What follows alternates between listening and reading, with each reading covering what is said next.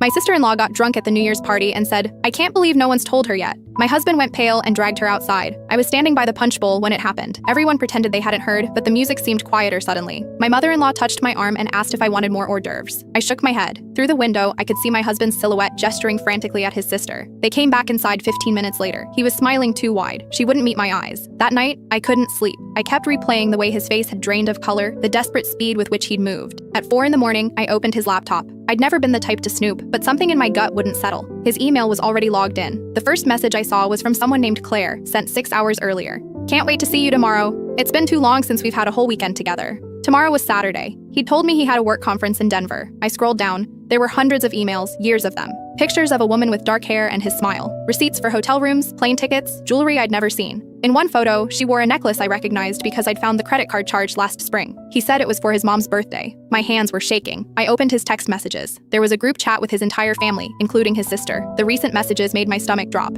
"Mom, we need to tell her. This is getting ridiculous." That was from his brother. "She'll find out eventually. Better it comes from us." His sister. "Stay out of it. I'll handle this when I'm ready." My husband, sent 4 days ago. "You've been saying that for 6 years." His dad, 6 years. We'd been married for 7.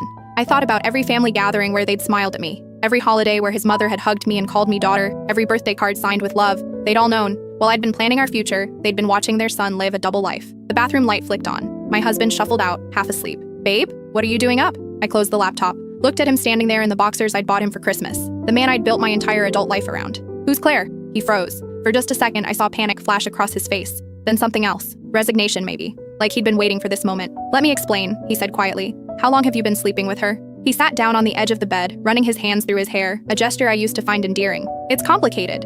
That's not an answer. "Since before we got married." The room tilted. I gripped the laptop to steady myself. "Your family knows." It wasn't a question, but he nodded anyway. "They didn't want to get involved. It's between us." I started laughing. Couldn't help it. The absurdity of it all. His whole family, circling their wagons around him while I'd been the idiot bringing homemade cookies to Sunday dinners. "What's so funny?" he asked, looking genuinely confused. "I'm trying to figure out what else you've been lying about." He stood up, reaching for my hand. I jerked away. "Don't touch me. Please. Just let me explain everything. It's not what you think." "Then what is it?" He hesitated, opened his mouth, closed it. Finally, he said the 4 words that made everything so much worse. "Claire is my wife." I couldn't fit what happens next in this short video. Watch the rest down below.